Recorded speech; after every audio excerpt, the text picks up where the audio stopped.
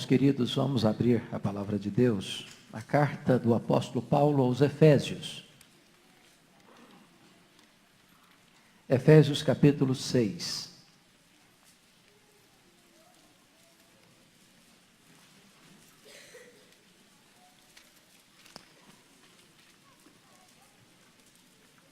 Efésios capítulo 6, versos 10 ao verso 13.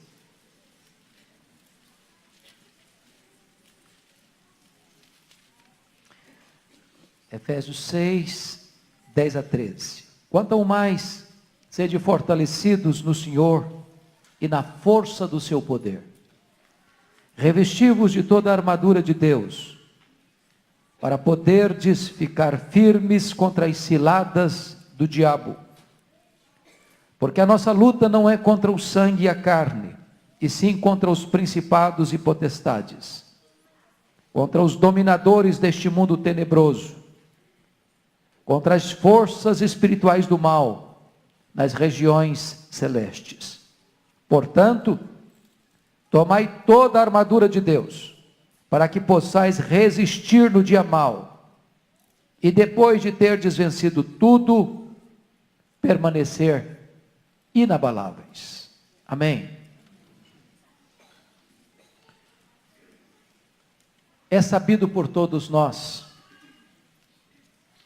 por conhecimento teórico e prático, que a vida cristã não é uma Disneylândia,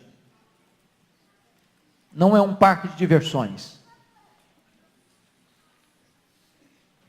A vida cristã não se desenrola numa estufa espiritual. Você e eu enfrentamos uma guerra diante de 3 inimigos terríveis. O inimigo de dentro, que é a carne. O inimigo que está ao nosso redor, que é o mundo.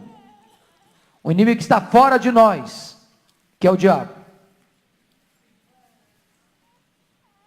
Nessa luta há 2 sérios, graves perigos que enfrentamos. O primeiro deles é o perigo de subestimar os riscos dessa guerra.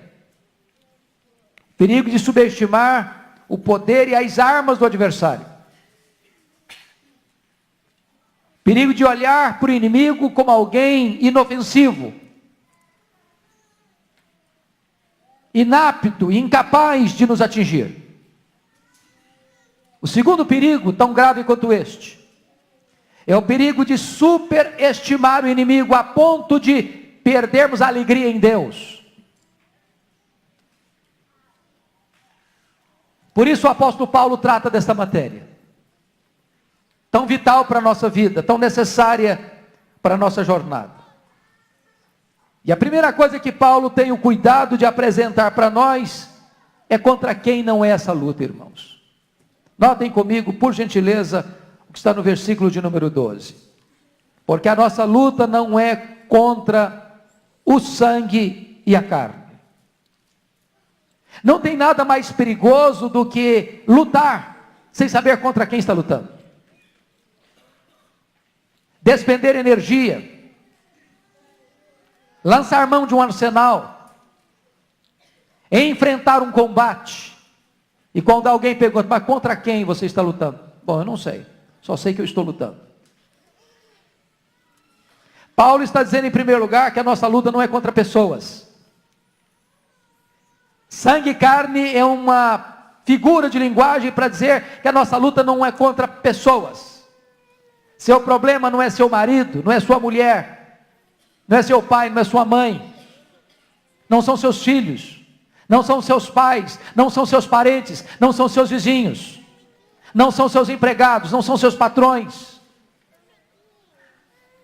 não é o seu próximo. Às vezes nós abrimos verdadeiras frentes de guerra contra as pessoas, machucamos, ferimos, falamos mal, agredimos, massacramos. E quando fazemos isso, nós estamos perdendo o foco. Porque a nossa luta não é contra pessoas. Ainda que as pessoas sejam agentes contra nós, ainda que as pessoas sejam instrumentos usados contra nós, a nossa luta não é contra essas pessoas. Mas então a pergunta é: contra quem é a nossa luta? E Paulo responde no versículo 11, notem comigo o que está escrito aí: revesti-vos de toda a armadura de Deus, para poderes ficar firmes contra as ciladas do diabo. O diabo é um anjo caído, nominado na Bíblia de diversas formas. Ele é diabo, acusador. Ele é Satanás, adversário. Ele é Abaddon, Apolion, destruidor. Ele é maligno no seu caráter. Ele é tentador na sua ação. Ele é mentiroso. Ele é assassino. Ele é ladrão. Ele é sujo. Ele é perverso. Ele é cheio de ódio. Ele é serpente sedutora. Ele é leão devastador. E esse texto traz para nós a ideia de que esse inimigo que enfrentamos é poderoso, é maligno e astuto. Mais do que isso, ele não está desacompanhado, ele não está só. Veja o verso 12: a nossa luta é contra os principados e potestades, contra os dominadores deste mundo tenebroso, contra as forças espirituais do mal nas regiões celestes. E aqui você entende algumas coisas. Primeiro, o inimigo tem uma organização que está montada para nos atacar. É a ordem da desordem. Se você perceber, há um escalonamento de poder aí. Paulo deixa isso claro: principados e potestades, dominadores deste mundo tenebroso e forças espirituais do mal. Nas palavras de Francis Schaeffer, ele olha isso da seguinte maneira: há um mundo invisível, real, entretanto. Ele chama isso de regiões celestes. E há um mundo visível, palpável, tangível, onde você vê, onde você ouve, onde você fala, onde você toca, onde você sente. E Francis Schaeffer olhou para esse cenário da seguinte maneira: aqui no andar de baixo é onde vivemos, onde nos relacionamos, onde convivemos. O andar de cima é este andar povoado por seres espirituais, sejam anjos de Deus, sejam malignos. E essa guerra que nos envolve, que nos atinge, tantas vezes é influenciada do andar de cima para o andar de baixo. E certamente, irmãos, nessa luta, nessa guerra, não tem ninguém neutro, não tem ninguém. Não tem ninguém dispensado, não tem ninguém fora de região de conflito, não tem ninguém que esteja incólume, imune, livre de perigos.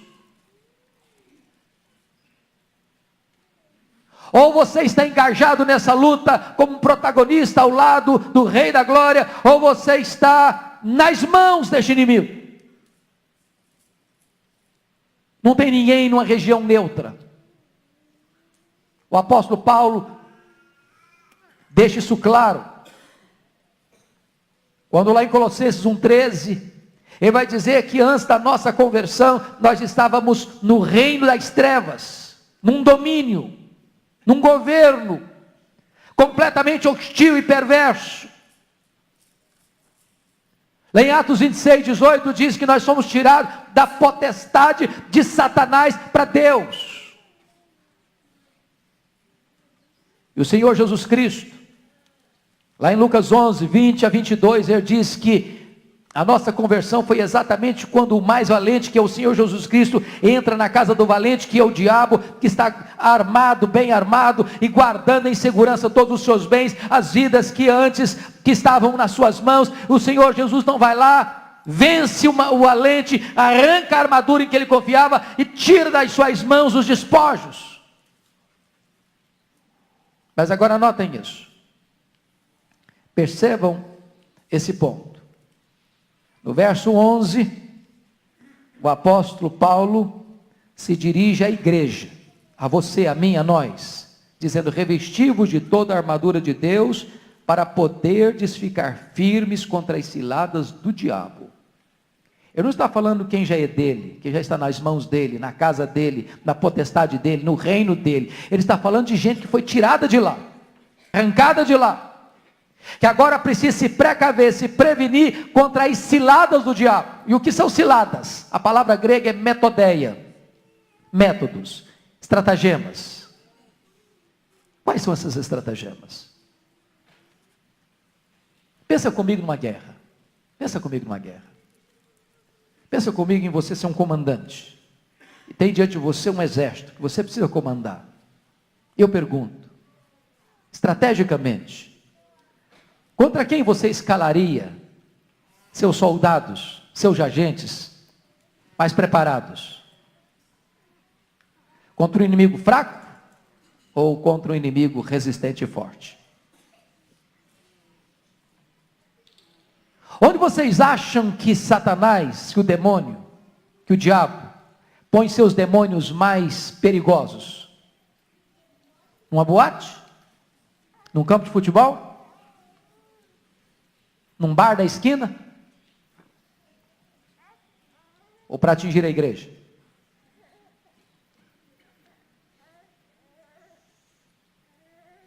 Ciladas. Que ciladas são essas? Pensa comigo. Lá em 2 Coríntios 4,4 diz que o diabo cegou o entendimento dos incrédulos.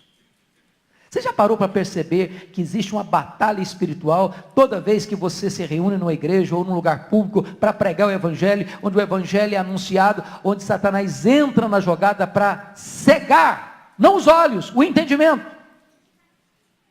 E você fala o óbvio e a pessoa não entende. Você fala: porque Deus amou o mundo de tal maneira que deu o seu Filho unigênito, para que todo que nele crê não pereça, mas tenha a vida eterna. Ele acha esse negócio estranho, esquisito, não compreende. Alguém intelectual pode entender a teoria da relatividade e não entende João 3,16. Sabe por quê? Porque existe um agente maligno que cega a compreensão, que cega o entendimento das pessoas. Lá em Mateus 13:19, diz que Satanás, ele entra nos lugares onde a palavra de Deus é proclamada. Pode ter certeza disso, irmãos. Tem crente que chega atrasado na igreja, mas o diabo não chega não. Ele não chega atrasado. Para toda vez que a palavra de Deus é semeada, toda vez que a palavra de Deus é pregada, Satanás vai lá e arrebata a palavra de Deus do coração da pessoa para que ela não creia. Há uma luta. É por isso que você e eu precisamos nos preparar para vir para a igreja. É por isso que você e eu precisamos nos preparar para orar pelo culto que acontece. Porque é uma batalha espiritual onde Satanás tenta roubar, onde rouba o coração, a semente semeada no coração das pessoas, a semente que caiu à beira do caminho. Mateus 13, 38 e 39 diz que Satanás semeia o joio, os filhos deste mundo, no meio do povo de Deus. Não foi assim com Ananias e Safira? Quando ele, não podendo destruir a igreja, ele insere dentro da igreja os seus agentes. Metodeia. Estratagema. A palavra de Deus nos informa em Zacarias 3:1-3, que Satanás não apenas entra no templo, ele não apenas está entre as pessoas, ele sobe ao púlpito. Quando o sumo sacerdote subiu ao altar para oficiar, diz a Bíblia que Satanás estava do lado direito dele para se lhe opor. Há uma batalha no ar, há uma guerra em andamento. Mas mais do que isso, irmãos, Satanás, na sua estratagema, ele também tem uma espécie de ingerência na mente das pessoas. Está lá em Mateus 16, 22 e 23, quando Satanás impôs na mente de Pedro aquela ideia de repreender Jesus, quando Jesus falou que era necessário que o Filho do Homem fosse entregue nas mãos dos pecadores, para ser preso, para ser crucificado, para ressuscitar ao terceiro dia. Diz a Bíblia que Pedro repreende Jesus. E Jesus olha para ele e diz: arreda de mim, Satanás. Tu és para mim pedra de tropeço. Cogitas das coisas dos homens e não das coisas de Deus. Certamente Jesus não está dizendo que Pedro é Satanás. Jesus não está dizendo que Pedro está possesso de Satanás. Jesus está dizendo que o que Pedro falou foi por indução de Satanás. Mas notem mais. Nessa estratagema dele, ele pode usar a mágoa como porta de entrada para fazer uma devastação na vida. Paulo diz assim: irai-vos e não pequeis. Não se deixe pôr o sol sobre a vossa ira, nem deis lugar ao diabo. Tem muita gente que nutre mágoa no coração, que não libera perdão, que é incapaz de perdoar alguém que lhe fez mal. E a Bíblia diz que essa mágoa, que essa amargura, que esse ranço, que esse ressentimento é uma porta de entrada para o maligno entrar.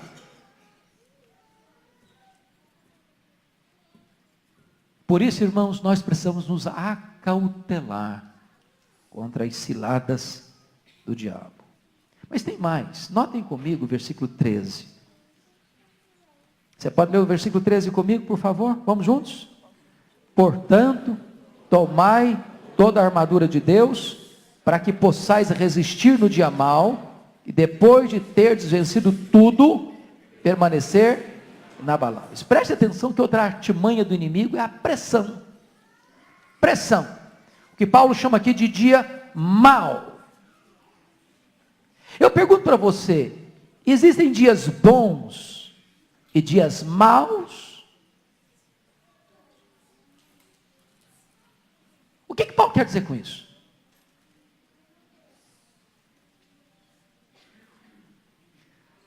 Preste minha atenção. Se você parar para pensar em guerra, e nós estamos falando num texto de guerra, e você já assistiu filmes de guerra, e você já leu livros sobre guerra, você nota isso. Nem sempre é a estratégia de um exército avançar, avançar, avançar. Nem sempre é a estratégia atacar, atacar, atacar. Há momentos em que o comandante recua, refaz suas estratégias, reagrupa sua tropa,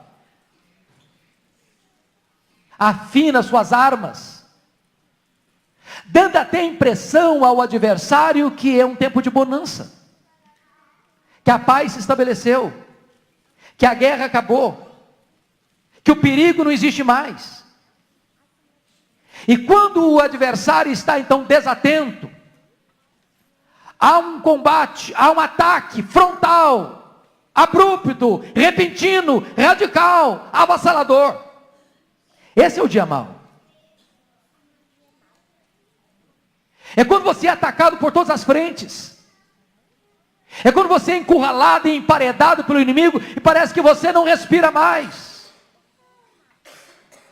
É quando no andar de cima há uma ordem para o andar de baixo: chumbo grosso no fulano. E você acorda atordoado. E as circunstâncias são adversas, e os sentimentos são avassaladores, e você se vê encurralado por situações que você nunca imaginou enfrentar na vida. É o dia da pressão. Quando a Bíblia diz lá em 1 de Pedro, capítulo 5, versículo 8, sobre o rugido do leão, eu não sei se você já assistiu esses canais dos animais ferozes e tal. O leão ruge, não quando está atacando a presa. Ele ruge para espantar a presa e tirá-la da toca. Ele ruge para fragilizá-la. Ele ruge para amedrontá-la. E quando ela se sente então frágil e só, ele vai lá e abocanha. Essa é a pressão. A pressão. Mas há uma outra coisa. Veja comigo o verso 13 de novo. Vamos juntos no 13 outra vez? Portanto, vamos juntos? Portanto, tomai toda a armadura de Deus, para que possais resistir no dia mau, e depois de teres vencido tudo, permanecer inabaláveis. A outra estratégia do inimigo é a insistência. Preste bem atenção. Irmãos, isso é um fato que você e eu podemos verificar na nossa vida. Você e eu nunca somos tão fracos como depois de uma grande vitória. Sabe por quê? A nossa tendência depois de uma grande vitória é arriarmos as armas, é darmos uma relaxada, é acharmos que agora sim vamos descansar. O texto está dizendo o seguinte: depois de vencerdes, de terdes vencido tudo, aí pode arriar as armas? Aí pode dar uma relaxada? Não! Depois de terdes vencido tudo, permanecer inabaláveis. Sabem por quê? Porque este inimigo não desiste. Porque ele muda de estratégia. Porque se não conseguiu entrar numa área aqui, ele vai tentar entrar noutra área ali. Pensa comigo no que aconteceu com Jesus Cristo, Filho de Deus. Satanás o tentou no deserto. E Jesus Cristo o enfrentou. Está escrito. Está escrito. Está escrito. E Lucas 4 nos informa que Satanás o deixou até momento oportuno. Sabe por quê? Porque Satanás voltou com outras armas, com outras estratégias, com outros planos. Através da multidão, querendo fazê-lo rei. Através dos discípulos, querendo afastá-lo da cruz. Através dos embates com os escribas e fariseus, que o acusavam. Então nós precisamos estar atentos, irmãos, por causa dessa insistência do inimigo. Mas agora, a grande pergunta é: como é que nós podemos vencer esse inimigo? Por favor, veja comigo. A primeira verdade que é preciso ter claro na mente e no coração. Não está aqui nesse texto, mas eu preciso recorrer a ele, que é Lucas 11, versículo 22. Lucas 11, 22.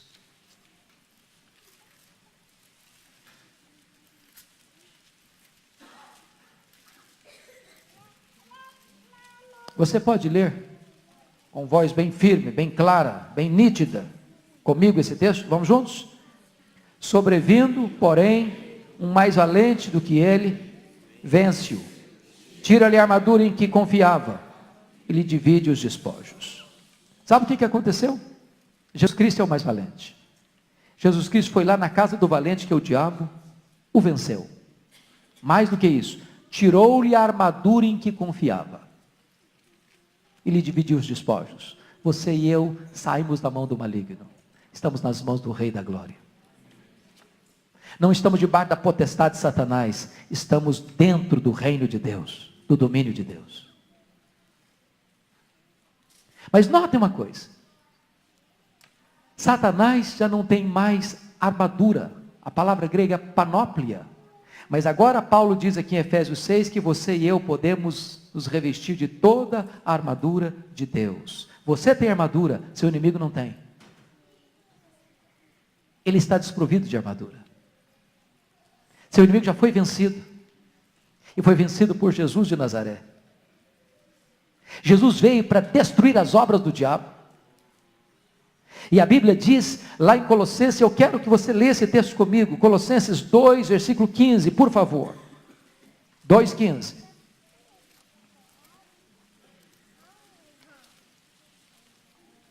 Vamos juntos ler? Todos juntos, por favor, vamos. E despojando os principados e as potestades, publicamente os expôs ao desprezo, triunfando deles na cruz. Jesus Cristo derrotou de forma fragorosa e acachapante o diabo e suas hostes na cruz. Como é que nós podemos vencer esse inimigo, irmãos? Voltando para Efésios 6, versículo 10, confira aí comigo. Você e eu podemos ser revestidos e fortalecidos com todo o poder. Você pode ler o verso 10 comigo, 6:10? Vamos juntos? Quanto ao mais, sede fortalecidos no Senhor e na força do seu poder. Não há cristianismo sem poder, irmãos. Não há crente sem poder. Não há. Porque você e eu fomos transformados pelo poder do Espírito Santo. Recebemos o poder do Espírito Santo. Fomos feitos filhos de Deus pelo poder do Espírito Santo de Deus. Nascemos de novo pelo poder do Espírito Santo de Deus. E o Espírito Santo de Deus, que é todo poderoso, habita em você, habita em mim. Nós somos santuário de Deus, nós somos morada de Deus, nós somos casa de Deus e somos revestidos com o poder do Espírito Santo. Que poder é esse? O mesmo poder que ressuscitou Jesus Cristo dentre os mortos. O mesmo poder que quebrou a força da morte. É o poder que está em você, que está em mim, que está em nós. Nós não somos fortes em nós mesmos, mas nós somos fortes porque o poder do Todo-Poderoso Deus está à sua, à minha, à nossa disposição. Terceiro lugar, por que nós podemos e como nós podemos vencer, irmãos, este inimigo? Confira comigo o versículo de número 13, parte A. Portanto, tomai toda a armadura de Deus, para que possais resistir. Em outras palavras, você e eu não temos armas nem defensivas, nem ofensivas em nós mesmos para enfrentar esse inimigo. Não tente enfrentar de cara limpa, que você não consegue. Não tente enfrentá-lo com a sua sabedoria e estratégia, você é derrotado. Não tente vencê-lo fiado em sua própria força e poder, você é frágil. Por isso você precisa não da armadura, você precisa de toda a armadura de Deus. Você precisa de proteção na sua cabeça, você precisa de proteção no seu coração, você precisa de proteção no seu corpo, você precisa de proteção na sua alma, você precisa de proteção nas suas emoções, você precisa de proteção plena e completa. Você precisa de toda a armadura de Deus. Como é que você pode vencer esse inimigo? Quarto lugar. Veja comigo o versículo 11. Você precisa manter os olhos espirituais bem abertos. Você pode ler comigo o verso 11 de novo? Vamos juntos? Revesti-vos de toda a armadura de Deus, para poderdes ficar firmes contra as ciladas do diabo. Cilada é uma armadilha invisível. E para você ficar firme contra as ciladas, significa que você precisa olhar aonde você pisa. Você está atento, apercebido, precisa cuidado, precisa vigilância, precisa atenção, precisa percepção espiritual, precisa discernimento. Se você dormir, o inimigo prevalece. Se você brincar, o inimigo prevalece. Se você tentar achar que você é esperto como Sansão, você cai. Vigilância. Mas finalmente, queridos, nós podemos vencer, perseverando firmes, tanto na hora do ataque, como na hora da trégua. Você pode ler o verso 13 de novo comigo? Vamos juntos? Portanto, tomai toda a armadura de Deus, para que possais resistir no dia mau, e depois de terdes vencido tudo, permanecer inabaláveis. Se eu perguntar para cada um aqui, como é que está o seu dia hoje? Você pode dizer, pastor, hoje para mim é o dia mau. Hoje eu estou no miolo da tempestade. Hoje eu estou sentindo o bafo do inimigo. Hoje eu estou vendo a carranca do diabo. Hoje o inferno está vomitando contra mim, toda a sua fúria. Você pode, não pastor, eu estou vendo um momento tão tranquilo. Estou vendo que é tempo de bonança. Está tudo bem lá em casa, com saúde, prosperidade, harmonia. Estou vivendo um jardim grinaldado de flores. Meu cenário é um cenário róseo. Bonito.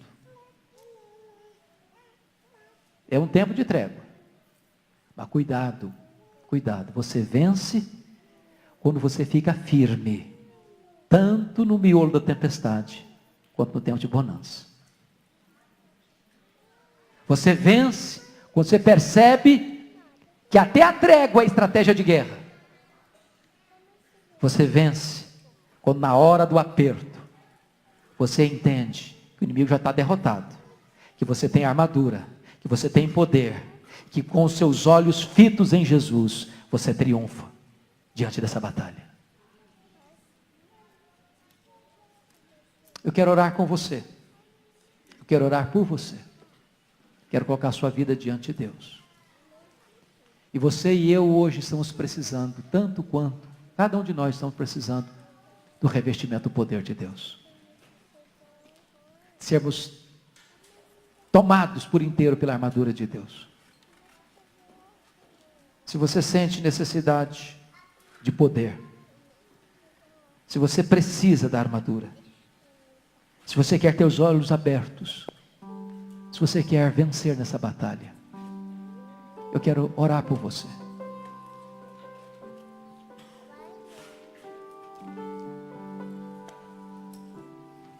Só Deus sabe, talvez, a luta que você está travando aí no seu coração. A natureza dessa guerra. Varia de pessoa para pessoa, de família para família. E este inimigo não tira férias, ele não descansa. 24 horas no ar, buscando formas e meios de nos atingir, de atingir a igreja. Mas louvado seja Deus, maior é aquele que está em nós. Louvado seja Deus. Louvado seja Deus, porque nós não entramos nessa guerra para perder, já somos mais do que vencedores. Louvado seja Deus. As armas que estão à nossa disposição são poderosas em Deus, para destruir fortalezas, para anular sofismas. Louvado seja Deus, porque o Espírito Santo de Deus habita em nós. Porque o nosso comandante já venceu essa guerra por nós. Precisamos estar atentos e vigilantes. Se você quer que eu ore em seu favor, fique em pé onde você está. Eu quero colocar a sua vida diante de Deus em oração.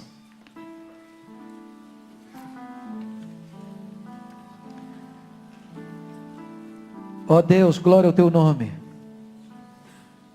Porque tu nos tiraste da potestade de Satanás. Tu nos arrancaste da casa do valente. Tu nos transportaste do reino das trevas para o reino da luz. Tu mudaste a nossa sorte. Éramos escravos, agora somos livres. Vivíamos com medo, agora temos fé. Agora temos vitória. Agora estamos nas mãos de Jesus. E das mãos de Jesus ninguém pode nos arrebatar. Glória ao teu nome. Porque não precisamos ter medo do inimigo. Precisamos temer a ti e resistir ao adversário para ele fugir de nós. Glória ao teu nome. Porque o teu poder está à nossa disposição. Reveste-nos com teu poder nesta manhã. Reveste-nos com teu poder nesta tarde, ó Deus. Reveste a tua igreja de poder. Dá vitória à tua igreja, nas lutas, nas provas, nas tentações, em nome de Jesus, dá vitória à tua igreja. Santifica a tua igreja, renova o ânimo da tua igreja, refaz as forças da tua igreja, revigora a tua igreja, reaviva a tua obra, Senhor. É a nossa oração, em nome de Jesus. Aleluia. Amém. Assentem-se, por favor.